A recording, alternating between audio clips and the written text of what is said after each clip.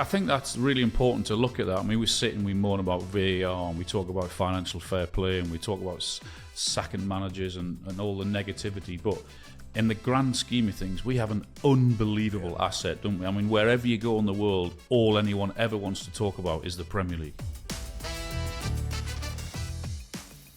Hello and welcome to The Rest is Football with me, Gary Lineker, Alan Shearer. Micah Richards is currently somewhere in Mexico around Guadalajara, so we've given him the day off. On this episode, we're being joined by the co-owner and chairman of Crystal Palace, Steve Parish, and we're together. And Alan is a little bit remote, but doesn't matter in a podcast. And Steve, thank you very much for doing this first and foremost. And just tell us how you got involved in football in the first place. Were you a fan? Did you play when you were young? We all played, not to your standard, obviously, but we were all obsessed, weren't we? Back in the day where 3 channels were on television and there were no Space Invaders. And so we played, loved the game, always supported Palace since I was 4 years old. And then, fell out of touch a little bit with things, always checked the results. But while I was setting up my business and running my business over the world, I didn't go as often as I would like. And then I sponsored the back of the shirt for some reason and started going again. What was the sponsorship? What was it? Tag. So Tag. Yeah, it was my advertising business. Yeah. So the championship allowed a back of the shirt sponsor. They asked me to do it because I was going. I said, yeah, sure. And then that sort of created a connection with the club. So when the club went into administration, we got contacted. I got contacted. And they said, would you be interested in buying the club from the administrator? At the time, I said, no, I'm too busy. I've got too many things to do, but I won't let it go under. If you can't find anybody, give me a shout. And it was the financial crisis. They couldn't find anyone. So there's a documentary on Amazon, Gary, if you've bored one night, all about it. Yeah. What's it called? It's called When Eagles Dare. Ah, good name. Yeah, well, we'll check that out. And obviously, so you basically just bailed them out at that point. Yeah, I was involved in something similar at Leicester, but it didn't have your wealth, obviously. But we about 40 of us clubbed together when they were struggling, and managed to salvage something. But we didn't have the funds between us to do much other than keep it afloat and sell it on. So, but football clubs are very important to local communities, aren't they?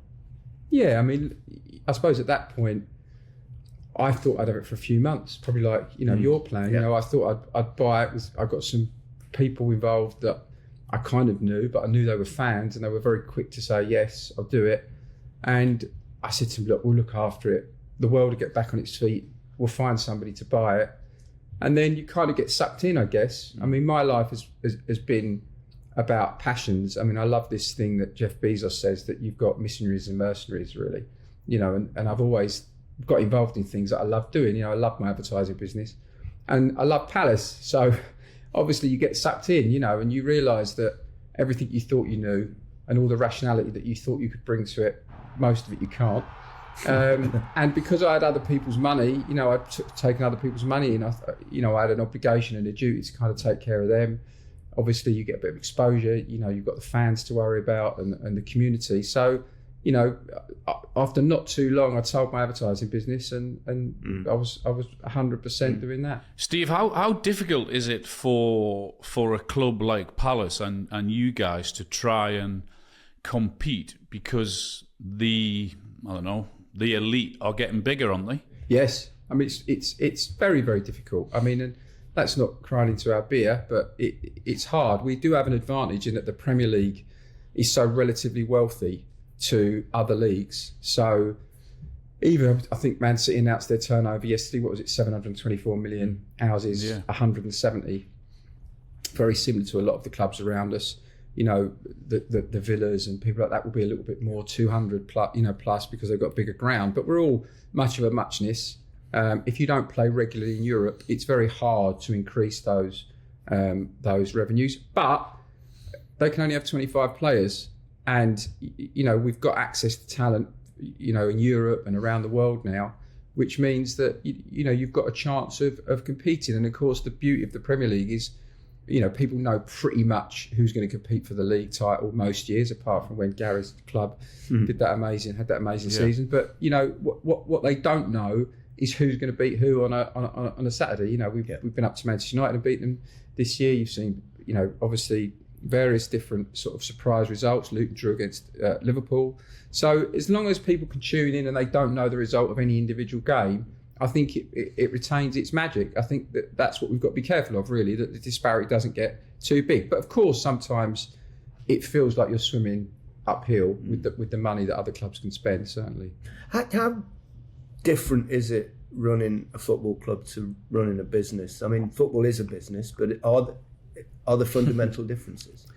Well, there aren't on everything but the actual football. So, the restaurant side of the business and the merchandising side of the business and all those things and the event side, they're very similar to any other parallel business. That's a difference in that there are a lot of different businesses within the business. But the football side is definitely like nothing else because, I think the Premier League clubs lost 700 million last year combined. So, Championship clubs lost money. So you're going into a business where an industry where losing money is endemic, and there is no profit principle that guides you. In a normal business, you could say to people, we won't do that because if we do that, we'll lose money. We don't lose money. That's what we're in business for. Whereas in football, it's more, how much you're prepared to lose, really. Hopefully we can get to grips with that. I mean, there's a lot of people, including the government, that want to try and get to grips with that because it probably isn't a long-term healthy position for football to be in.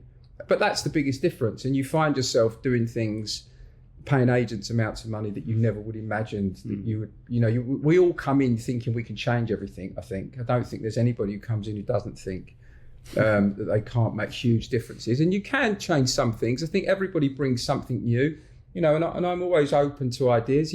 Chelsea guys came in, they've tried some different things with contracts and, stuff like that. So everybody does bring something a little bit different to it, but the basic premise of it is there's no profit principle and it's all about trying to win.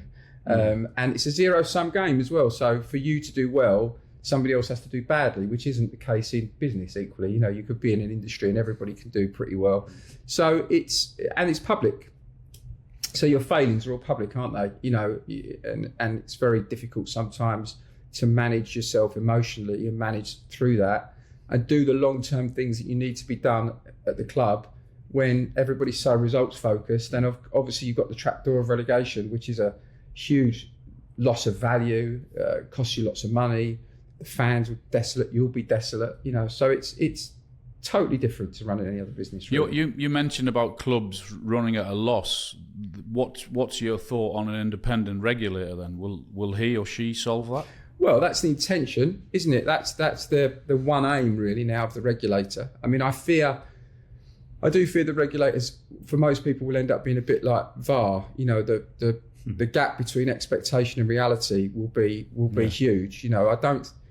I think people, including me, I'm sure, look through their own lens, their own club's view, and tend to think that these things will fix all the problems of their club or what they worry about with football. And of course, everybody worries about different things and everybody's got a different issue. So, but certainly sustainability, if we can work with the regulator and come up with a package that doesn't change the competitive balance. And that's the big problem. So if you just make clubs sustainable and you take all the risk out of it, and you don't allow people to invest unless they've got, absolute 100% security that they can manage any downside, then of course that only really plays into the richest clubs.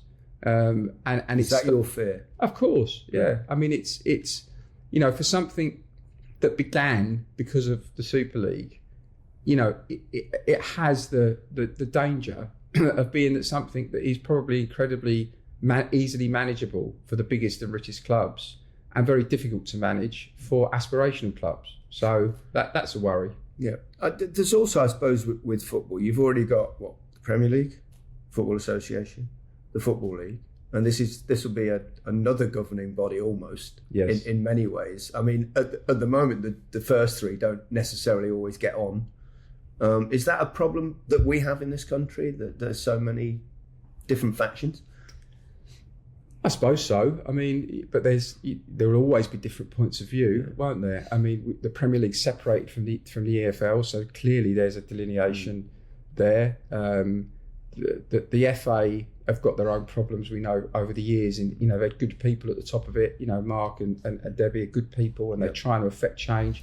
And I think they've, it's been hugely positive with the England team and the things that they've done there. But that's quite a big machine to try and turn around, and I don't profess to totally understand it, but I know it's vested in county football and all of these kind of things. So yes, look, in theory, somebody coming in that has an overview on the whole game, I can understand the theory of it, but they've got a big job and they're going to need to get up to speed very quickly. Who should it be? Should it be someone that was a player or a business person, an administrator? No, I think it will be deeply financial. I think if you want to ensure the sustainability of clubs, then it really would be a very, very financial role. I think it really should be somebody that is wants to do the job rather than wants to wear the job. I don't think we need somebody that's a personality as such. And I don't think they should be easily lobbied. I think they need to be very clear about what their mandate is and very fair. The first iteration we worried about because it had individual licenses for every clubs, and you could have individual measures for every clubs, which is incredibly worrying. That everybody they deem different circumstances put you into different measures. You can see the kind of outcry from fans. So look, I think getting it right will be extremely difficult, but it's coming. We need to work with it. And how would it work though? Because you correct me if I'm wrong, but at the minute to get a vote through in the Premier League, it's 14 people have to vote for it to get it through. Is that correct? Would that be then taken away for the power from the clubs to make those decisions? It's such a scope of a massive business that. How would it work? Well, they'll pass legislation that will enable them to do certain things that they want to do. They won't need a vote on some things. The remit at the moment from the papers that we've read is very broad. Right. So it will kind of come down to discussions with the Premier League, with the EFL, to decide what those measures should be. And I guess we're in uncharted waters. We just have to hope that we land on the right answers. And the one positive thing that we've got is that football is under such scrutiny from everybody, certainly in this country, in a positive way, that I'm hopeful that will guide it as well. I think you guys have much more influence and power than you realise, as do the fans, because it's such a public business. It's very difficult to put in measures that people don't agree with long term, that they don't think are really fair. But it's another thing that will take up column inches. I'm sure it's another thing where people will cry foul that they're not being treated fairly. It'll be another thing, as I said, like VAR, that will cause some controversy, I imagine. You seem to, I don't know, a while ago I heard you seem to be very anti it. You don't seem to be quite as anti the independent regulator now. Have you turned a little bit? No, I would generally say that governments getting involved in these kind of things is rarely positive. I don't think that we really need it. I think that the most important thing is that the Premier League carries on being successful, because the Premier League, and when I talk about the Premier League, I don't talk about us. We're a temporary member, if you like. I hope that we become a more permanent member. Well, you've been fairly permanent. Yeah, we're doing okay. But as the only 8 teams that have been promoted have stayed up 10 consecutive seasons, which is great. But only 4 have made it to 11. So it's attritional. And you only need a bad run, bad injuries, and a bit of bad luck. So look, we're cognizant of the fact that the pyramid has to be a strong pyramid. And that maybe the gap between the non-parachute clubs and the parachute clubs has got too big. Although I think there's a lot of, there are a lot of false facts that go around that. The average finishing position of a first-year parachute club is 8th, and the average finishing position of a second-year parachute club is 13th. Yes, some do bounce back, but for everyone that bounces back, there's one that really, really struggles, and takes many years.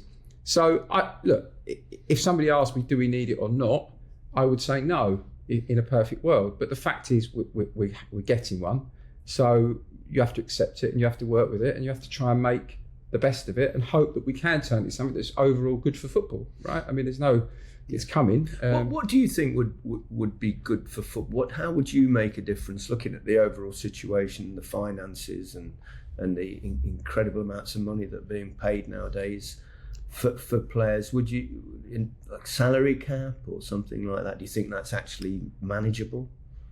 Look, I think at some point there has to be a decision made. Is it a sport or is it a piece of media entertainment that we're creating?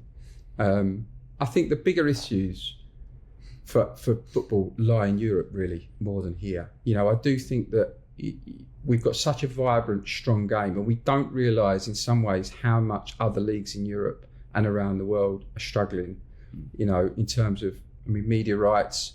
We've gone out to a lot of international markets. We're going out to the UK. There'll be an uplift for the Premier League in media rights.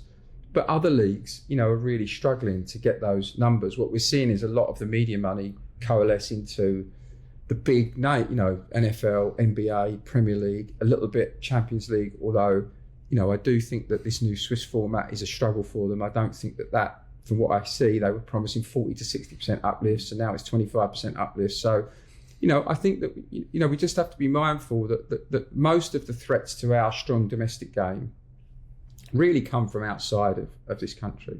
And that's the constant expansion of European football, the constant expansion of international football, the constant expansion of now a Club World Cup, the erosion of the calendar. We have a regulator in Europe and in FIFA that can set the calendar. And there's not a lot we can do about it rather than protest.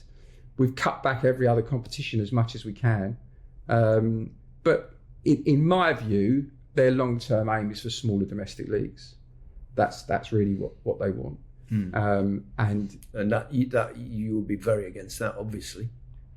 Of course. I don't think it's just me being myopic, from a point of view of our club. It may well be that we've built our new stand, we've got increased revenue, that an 18-team Premier League with only 2 relegation spots does appeal to us as it changes. I do try and take a broader, bigger view, right? Even if it's better for us, is it the right thing for football? And I think, we have a lot of domestic football, and we all know what it means to us when there isn't football on at the weekend. It's kind of a bit of a flat week when we've got internationals, but it's, we miss it a lot. It's embedded so deeply into our culture. We're so good at going and watching sport. I watch football all around Europe. Nobody's got full stadiums every week, like we have. Nobody's got the away fans going to so many games. We've got such a vibrant, brilliant game that's at the heart of communities. And I think we don't want that eroded, right? But we have to accept that people have got big problems in Europe in some leagues. And there's also a lot of pressure on UEFA for some reason to make money all the time, So they're constantly trying to dream up new ways of bigger tournaments that make money. So I'm far more worried about that, frankly, than I am about a regulator here who I'm hopeful we can work with and get something sensible. What about the Super League? Well, the Super League, it's if you look at the ECA, which is the body that for some reason has been picked to negotiate everything on behalf of the clubs. It's really an oligopoly of the big clubs. The people on the board of the ECA have been in Champions League 81% of the time in the last 10 years or something. And this Swiss format is another kind of gerrymandering of trying to make sure the right teams qualify for the later stages. So again, that may be what people want, but it's happening by stealth. I think on the actual Super League itself, the outliers, Madrid, who are still pursuing the case, I don't know what that ruling will be at the ECJ, but I fear it probably won't be as slam dunk as UEFA want. I think that my guess is there will be question marks over governance of a body that governs the game and runs tournaments, and that in principle, clubs running their own tournaments probably the door won't be slammed on it. That's my guess. And frankly, I would probably prefer a situation where the tournament was run by the clubs and the UEFA then taxed the game and regulated the game and did what I believe they should do, which is to try and spread the game across as many markets and as many countries and grow it as much as possible. So, we'll see that the ECJ ruling will be a big moment for football. And Super League, I don't think it's gone away. Look, they made one big mistake, didn't they, which was not allowing clubs to be promoted into it. Frankly, had they just decided to break away and set up their own competition from UEFA and allowed the same form of access to the tournament, I don't think people would have been protesting outside football grounds. I think they would have got what they wanted. So we'll see. But often those issues are so remote. We worry very much about domestic issues. What was it like dealing with that situation when the news suddenly broke? Were you unaware that it was they were about to announce this Super League? I mean, it seemed to take everyone aback. As a kind of co-owner of a club that was outside of that bunch, it must have been like, wow, what's going on here? Yeah, I was actually ecstatic. Why? Because I thought, oh, thank God they've finally done it. Now we could, because we lived under this shadow of it all the time. This was the constant threat. I've explained, it was like being in a sort of abusive relationship, where you must agree to all this, because if you don't agree to this, they're all going to go and set up their own league. And I was walking through, I've been on a run, the phone rang, and it was the chairman of the Premier League at the time. And I stopped, and he told me what was going on. And I remember then Gary Neville did a big sort of brilliant rant about, why it shouldn't be. And he said during the rant, they'll all be backtracking now. They'll realise because of the public outcry, and they'll be saying, no, it's not happening. And I was like, oh, please don't, don't encourage them to do that. We need them to do it, right? We need to find out if this thing is going to happen, because we can't live the rest of our lives, in this kind of threat of it all the time. So I was pleased, and then pleased by the reaction, obviously. Yeah. Why were you pleased though? Did you think because if they all bugger off, you can be nearer the top of the league? Yeah, exactly. Yeah, we'll win. No, I just didn't think I didn't think it would happen. No. I didn't think it would happen. I just thought it was and it struck me as incredible that people thought it would. That was the bit that I found absolutely the same. I could only see it crashing and burning in hours or days, and which is what actually transpired. Yeah. Let's take a little break. Welcome back to the Rest is Football with Alan Shearer, Miguel Lineker, and delighted to say joining us today, Steve Parish. Steve, let's shift things a little bit perhaps towards Crystal Palace. You've been there a long time. You've stayed in the top flight for a long time now. How hard is it being the chairman of a football club at the moment in this country? Look, it's a privilege to do the job, right? Yeah. You, and I'm not just saying that. You realise how many people would want to do that job, particularly for the club they supported since they were a kid. So, but obviously, once you're in it, it has its challenges. As its challenges personally, mentally. And it has its challenges in terms of, as Alan said, trying to compete with people that have a lot more money.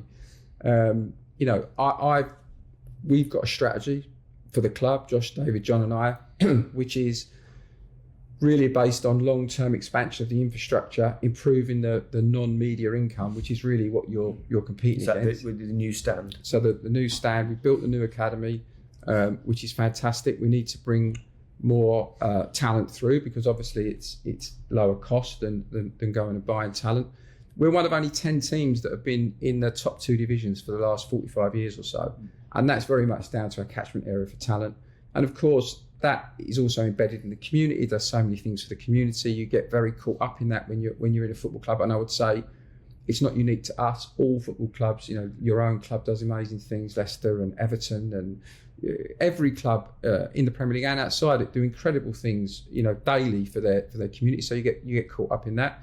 But the politics of it all does get you down. Because fans, the expectancy is always going to be big, I imagine, and fans will, the first person they'll have a go at generally is either the coach or the owners to spend more money. I presume it must be quite difficult dealing with that. Look, I've said this before. If you're in a job where if you walked into a restaurant and you asked, everybody in the restaurant if they could do your job, they'd probably say no. But if could you run a football? Yeah, definitely. Most people think they know all the things to do to run a football club, and maybe some of them do. But And obviously the winning and losing, the binary nature of it, how you feel. You guys both played at a high level. You know the feeling. I mean, I go in the manager's room afterwards, and it's kind of a shared experience, whether you won or whether you've lost. You know how people feel, how it's going to affect their weekend.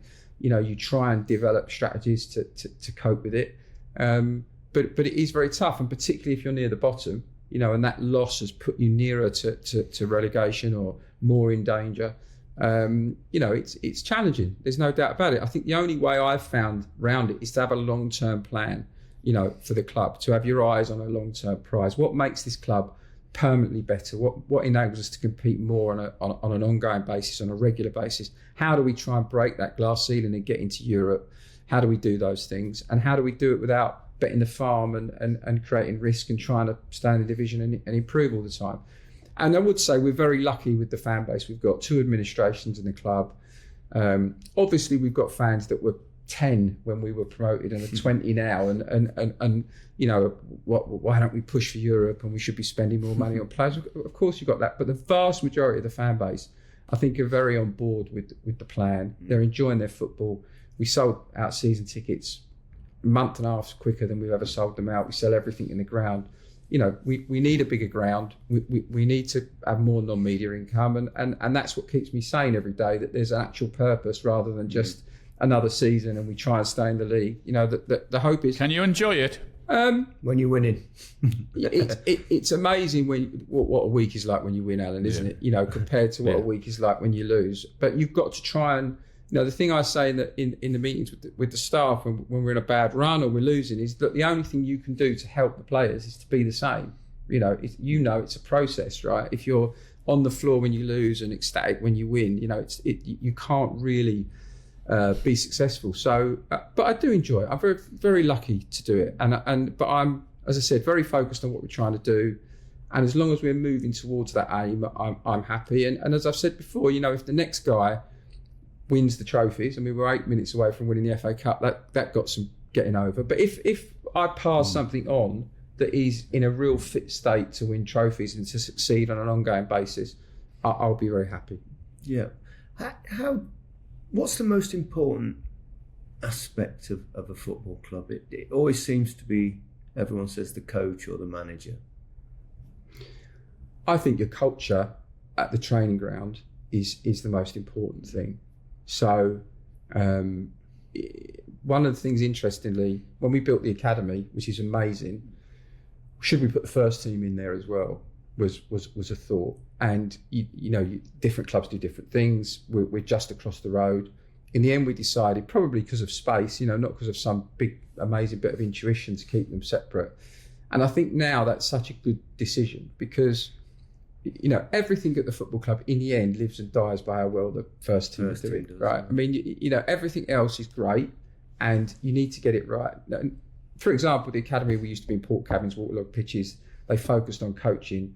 Now we've got, more teams, more facilities, the restaurant, the women's team. There's all these logistics going on. There's more people around. If the first team were in there, they would have got embroiled in all of that kind of mechanic. Whereas they're on their own. They've got their 3 pitches. They've got their own dressing rooms. When the kids go over, it's a big thing to go over there. They feel like they've gone somewhere. They've stepped up, and you can maintain a culture. So through my time at the football club is no different. This bit is no different to any other business. You get good people with a good attitude that care about the place that they work, the club, and you've got a good chance, of being okay. I think that's probably the most important thing for me about the club. Right, we've got rid of the niceties. What about VAR? We're probably all on the same page, aren't we? We've all said our bits, and I've tweeted about decisions and things like that, probably when I shouldn't have done. I think now we're at a stage where there's so much pressure on the officials, and in the VAR booth. The time that it's taking is now, you can see everybody's paralysed, with making sure they get the right decision.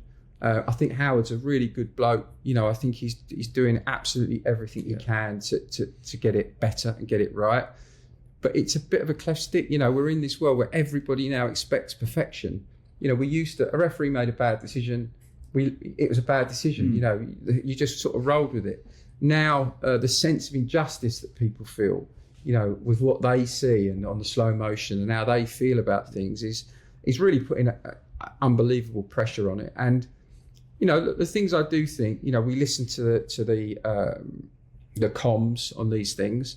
I think there's a lot we need to improve. There's a lot of shouting and chaos. It's chaos sometimes. I think I was surprised, when I first heard it.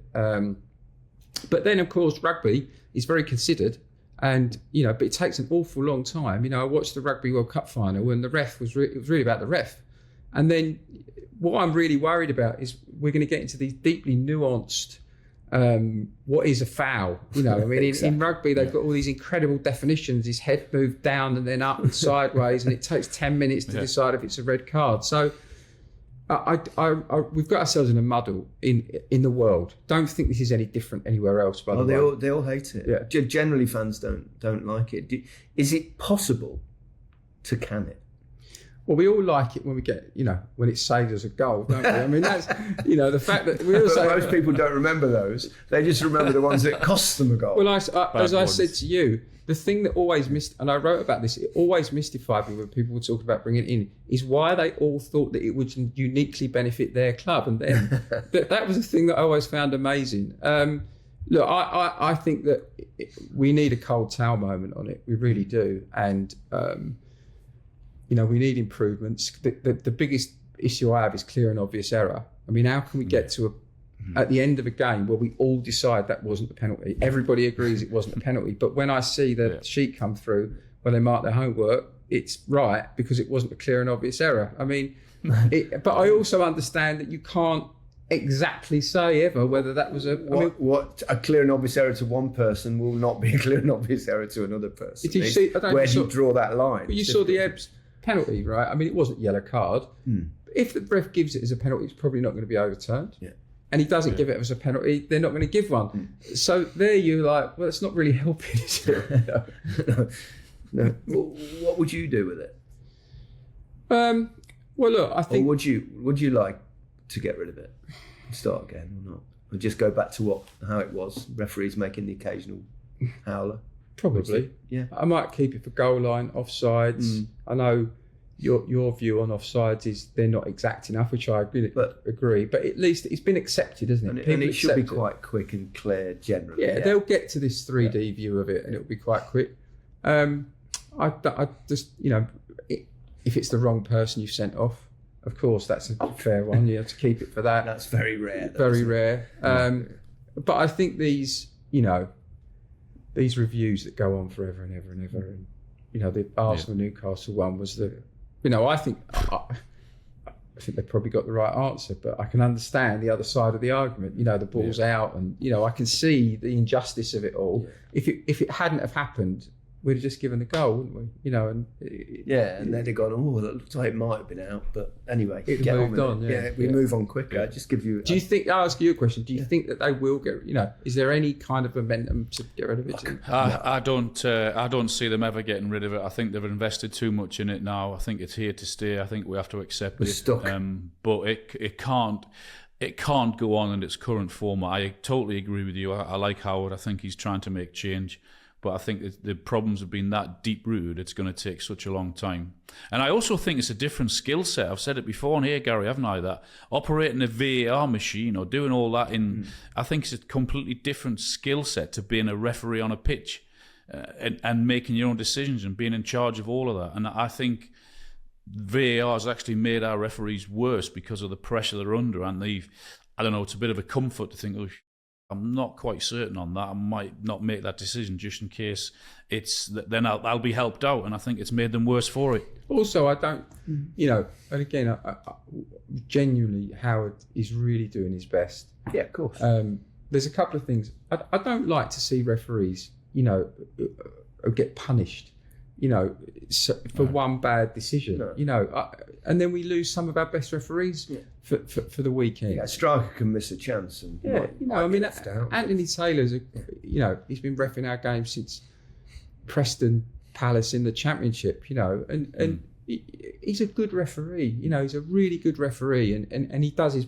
I believe he does his. It's a difficult job. Yeah, we've had some bad decisions, I think, from Anthony. You know, but I don't think it's a very difficult job, and I also think that one of the big problems with VAR is it takes out context, doesn't it? So you know, you guys have played.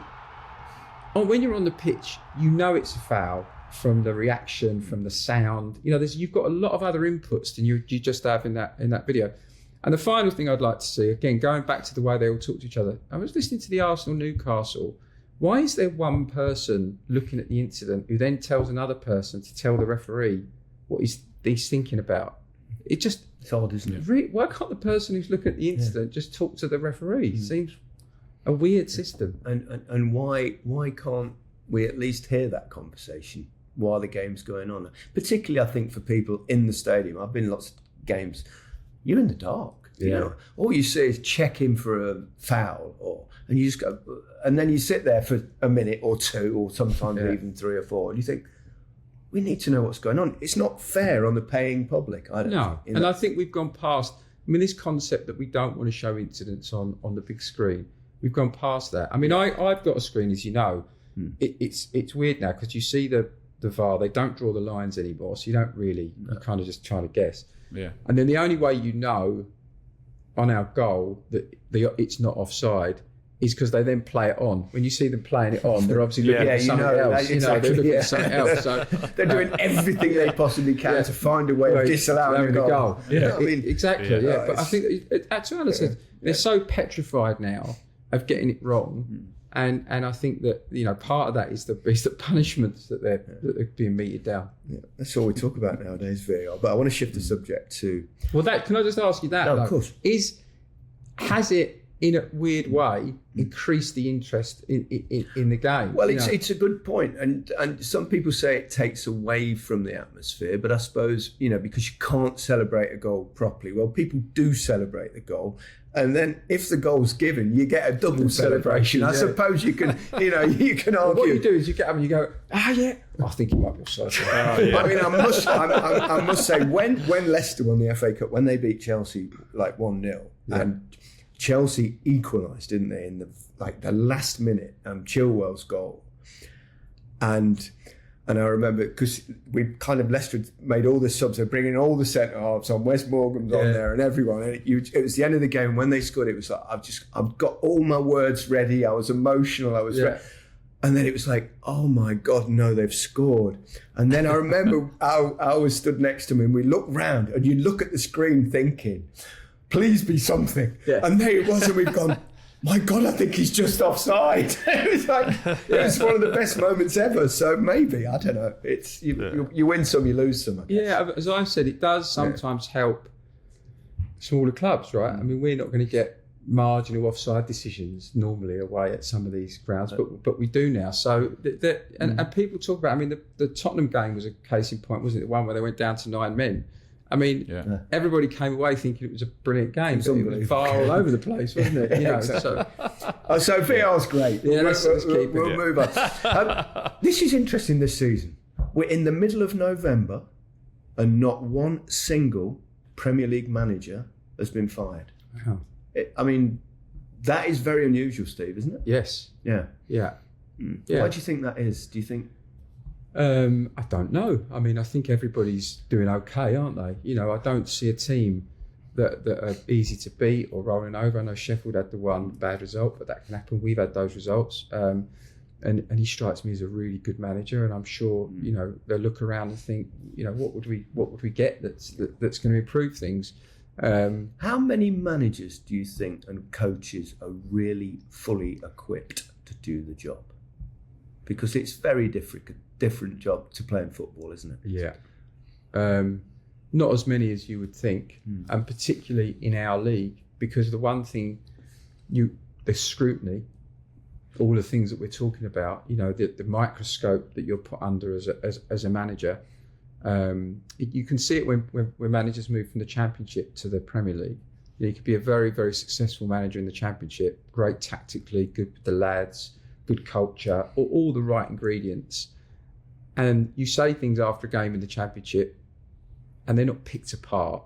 it's only really your fans that are listening. Suddenly you come into the Premier League, you've got a much better quality journalist. You've got you much more reach to all the stories, goes outside of just your fan base, and that can be very difficult, and it sort of pickles people's brains, they start second guessing everything. So there's not as many as you think. Is it the worst part of a job of being a co-owner, chairman of a football club, is dismissing a manager? Awful, I just need to know what that's like. Awful. Yeah. Because when you start to see the signs, that things are going wrong, you start to get that feeling in the pit of your stomach, and you've got a relationship with the manager.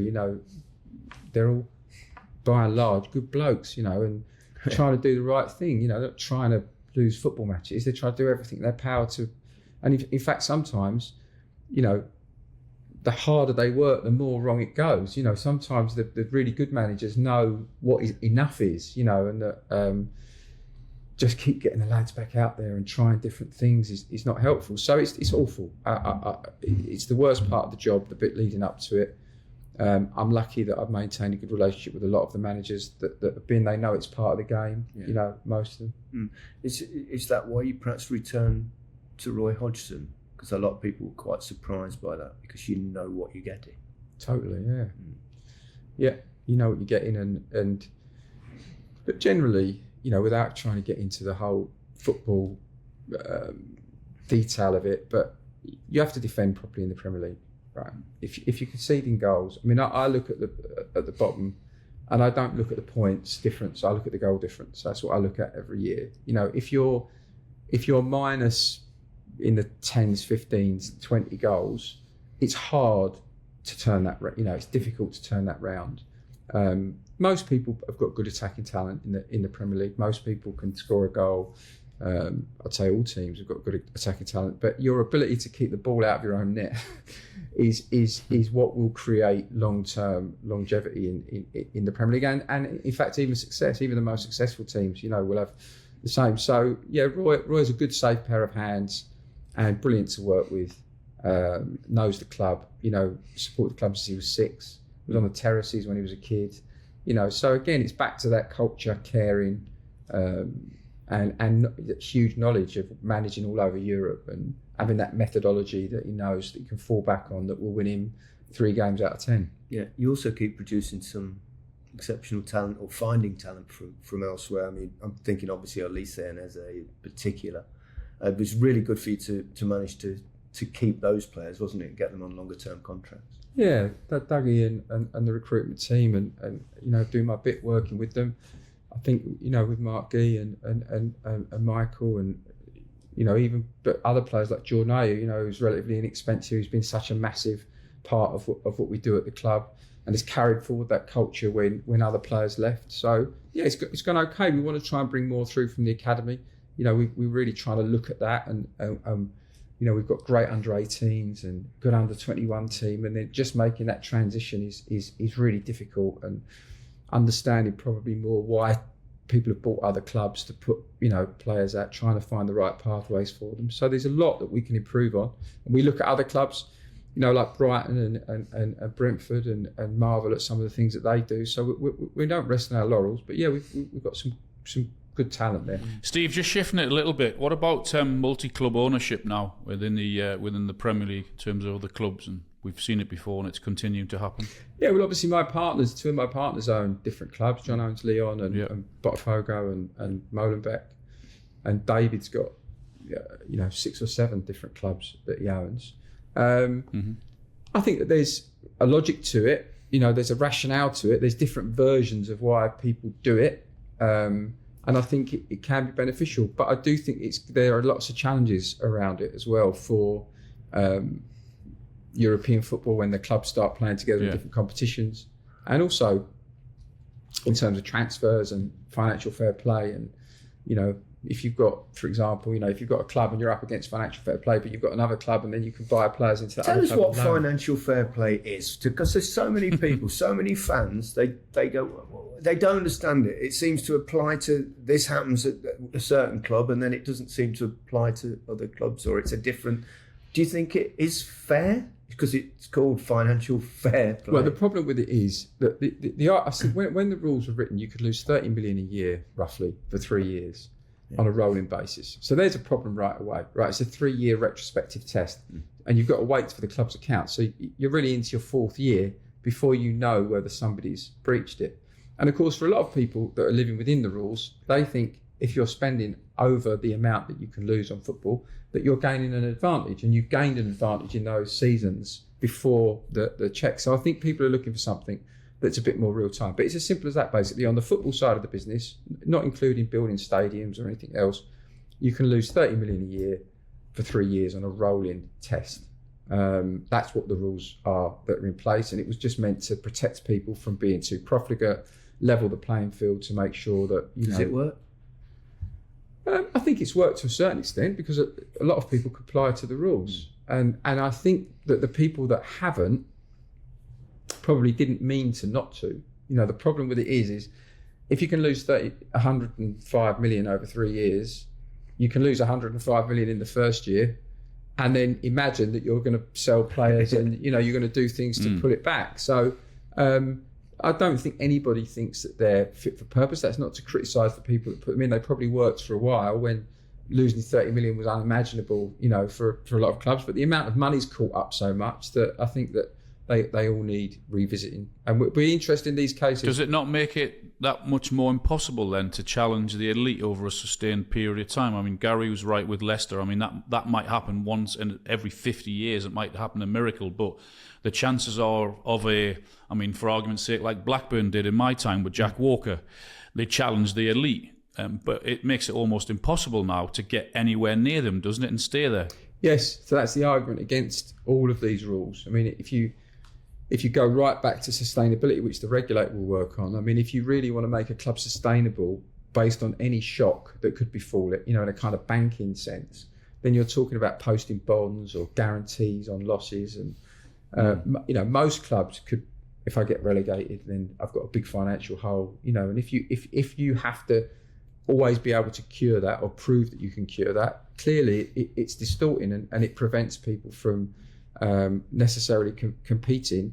And to your point, Alan, a lot of people think that there should just be a salary cap of 400 million and everybody should be able to spend up to that if they can afford it and compete with the elite. And all of these cost measures do in some ways pin everybody where they are, and prevent you improving. So yes, and that's why when you get into these discussions and people write pieces that are so clear in one view, they're not really understanding all of the nuances and all of the moving parts and all of the things you've got to try and bring together to make something fair. Yeah. Why do you think it is that, obviously they're involved in your football club, that there's so many investors now from America? Because it's not really their sport. You talk about, we're going to lose money. Why are they so interested in? They're kind of, a lot of football clubs in the Premier League now are owned by Americans. Why do you think that is? Well, I think they tend to think that they probably could do it differently and bring some rationality to it. That thus far, that probably hasn't been the case. I mean, look, as a property, I think the Premier League turned over 5.5 billion last year. I don't think when we're in it, we realise what a success this is for the UK. It's extraordinary, really, that we've got this league that is far and away the biggest sporting league in the world. I mean, our international rights dwarf any other league's international rights. Yeah. So there's an attraction to that because it beams all over the world, and little old Crystal Palace in Croydon becomes this amazing, exciting thing with Man City there and Chelsea there, and the game itself. Every game is so exciting. I mean, if you go to American sport, it's great. I love it. But American football, with the system they've got, the opening games, pretty good, and then you get to the middle, and most people have kind of qualified for the playoffs, and then you get some dead rowers, and then it gets into the latter stages, and it's basketball. You've got 80 odd season games, so it's every game's exciting. They're drawn to it. They think they can make a change. Use data, use analytics, use all these tools. So I think we just rejoice in the fact that so many people do want to pour money into our game, and that part of it's been having overseas investors, I think, has been fantastic for football in terms of the infrastructure and the stadiums and all of the things that fans enjoy. I think that's really important to look at that. I mean, we moan about VAR, and we talk about financial fair play, and we talk about sacking managers and all the negativity, but in the grand scheme of things, we have an unbelievable asset, don't we? I mean, wherever you go in the world, all anyone ever wants to talk about is the Premier League. I think that's absolutely true. I'm conscious of your time, Steve, and you've been very generous with it. Thank you very much. There's a story breaking that Manchester United are supposedly interested in Dougie Freedman, who's, I think, your director of football. Sporting director. Is there any truth in that? Or you'd have to get inside the minds of those people, wouldn't you? I don't think there's certainly, I don't think there's been any conversations. But it's very flattering, for the I suppose it's something you get accustomed to, isn't it? If you've got a exceptional footballer or even an exceptional manager, that someone big and powerful might try and take them away from you. Totally. I mean, it's like you guys live in the world. 50% of the stories in the media are true, 50% of them are not. It's just we don't know which ones, right? So I'm not sure it's 50% are true. No, I was just going to say you've done it a favour there, 50%. Yeah. How important has he been for you, though? Really important. Yeah. I mean, again, look, if you're going to do this, you've got to do it with people you like to start with, right? It's so much pressure sometimes. He's a brilliant guy. He was the second manager out of the club. He was instrumental in us getting promoted. Again, if you want to watch the documentary on Amazon, you'll see the whole story. He's been instrumental. He saved the club when we were about to get relegated from the Championship with a last-minute goal at Stockport. He's got us promoted playing for Wolves. So, he's got a real affinity to the club. Works really hard. We've signed some really good players. And most importantly, the transfer window, which is probably the hardest part of the job, it's fun, being involved with it and doing it with him. Is it fun, the transfer window? It's you obviously have moments of enjoyment, right? Gallows humour, and it's very, very difficult to buy. Landing a player must be a bit of a buzz. Yeah, I mean, look, the Michael Elise thing in the summer, was obviously a situation, where we came out of the side of it that we wanted to. And there's a lot that goes on behind the scenes with that, and it's very important that you've got a way of working together. We've got Ian Moody as well, who works very closely with us on it, because you can't do everything right. You're going to do things wrong. You're going to make the wrong moves. You're trying to second guess so many things. You've got so little information often. And if you're not going to have a laugh every now and again about the ridiculousness of it all, so it's brilliant to work with. The fact that he's being linked with clubs like that is shows that we're doing the right thing. So I just want to finish with one little thing. Do you wish you changed the name of the club to Richmond FC? Yeah, probably. Don't say that to the fan. I wish very much Crystal Palace in that series of Ted Lasso, for those of you who have perhaps not seen it. I wish they'd called the team Crystal Palace, right? Yeah. They based it on us, and the exposure would have been incredible. We do get people obviously visiting the stadium, and they come, but they do quite a lot of CGI. So we put LEDs up to try and make it look similar. Yeah. Yeah, it's a shame they didn't call it Crystal Palace. I mean, because obviously they use all the other names of the other teams, don't they? West Ham. So we've completely lost out. Yeah. They're totally lost out. So we don't get mentioned. You'd be the biggest team in possibly in the world. In the first episode, I think they play us, don't they? Yeah. That's in the first game, in the first episode, they play us. Yeah, it's been brilliant. And Jason and Hannah and the cast, were amazing when they filmed it there. They came to a game which was brilliant, and it's been an amazing success. I said to Jason, I remember when they sent me Jason Sudeikis. Yes, when they sent me the idea, and could we base it on you loosely and the stadium, I remember thinking, yeah, sure you can, but I don't think it's going to work. So don't ever have me as a showrunner. On that note, Steve, thank you very much for your time. Pleasure. Really good to see you. It's been fascinating. Excellent. Thanks, Alan. Cheers. Thanks so much, Steve. Pleasure. Thank you. Cheers. Goodbye, all.